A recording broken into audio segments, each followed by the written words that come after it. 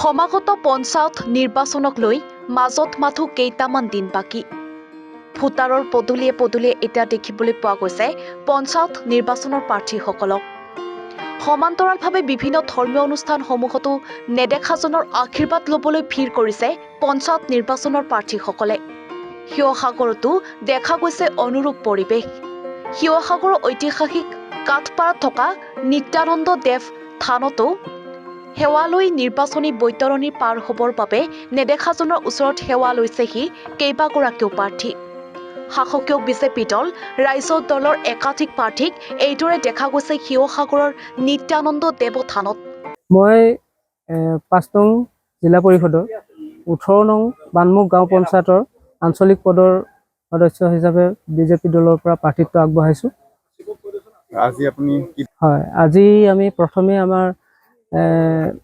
আমাৰ যি থান নিত্যানন্দ দেৱ থানলৈ আমি আহিছোঁ। আহি এই থানতে আমি আশীষ গ্ৰহণ কৰিছোঁ যাতে আমি আমাৰ যি আগন্তুক ভোট গ্ৰহণ বা আমাৰ ভোটাৰ ৰাইজৰ ওচৰলৈ আমি যাবৰ বাবে তেখেতলোকৰ ওচৰলৈ আমি যাবৰ বাবে প্ৰথমতে আমি ইয়াতে আৰম্ভণি কৰিছোঁ। যদিও আমি আগতে গৈ আছিলোঁ তথাপিও আজি যথেষ্ট লোকৰ সমাগম হৈছে। আমি তেখেতলোকৰ ওচৰলৈ আহিছোঁ যাতে তেখেতলোকৰ পৰা আমি সঁহাৰি পাওঁ। ভৱিষ্যতৰ দিনত যাতে আমি ৰাইজৰ সেৱা কৰিবলৈ সুযোগ পাওঁ তাৰ বাবে আমি আশীষ বিচাৰি আজি নিত্যানন্দ দেৱ থানলৈ আহিছোঁ। কি ৰাইজৰ মাজলৈ গৈছে আৰু যদি আপুনি জয়ী হয় কি ধৰণে কাম আগবঢ়াব? হয়, আচলতে জনপ্ৰতিনিধিৰ মুখ্য কামেই হৈছে সমাজ সেৱা কৰা বা জনতাৰ সেৱা কৰা।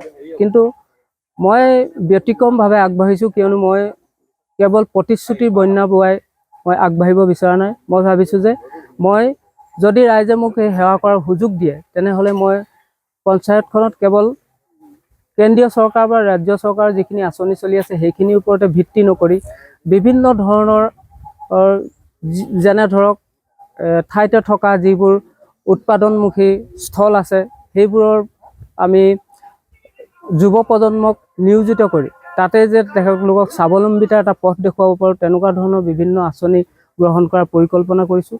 তাৰ লগতেই আমি আমাৰ পঞ্চায়তখনি যিবোৰ বিভিন্ন ধৰণৰ সমস্যাৰে আমাৰ পঞ্চায়তখনি জৰ্জৰিত হৈ আছে, এই পঞ্চায়তখনিৰ বিভিন্ন ধৰণৰ এই সমস্যাসমূহ আমি সমাধানৰ বাবে চেষ্টা কৰিম। লগতে আমি আমাৰ পঞ্চায়তখনি দুখীয়া দৰিদ্ৰ ব্যক্তিসকলৰ যি ন্যায্যতা প্ৰাপ্তিৰ বাবে আমি সদায় আমাৰ চেষ্টা অব্যাহত থাকিব।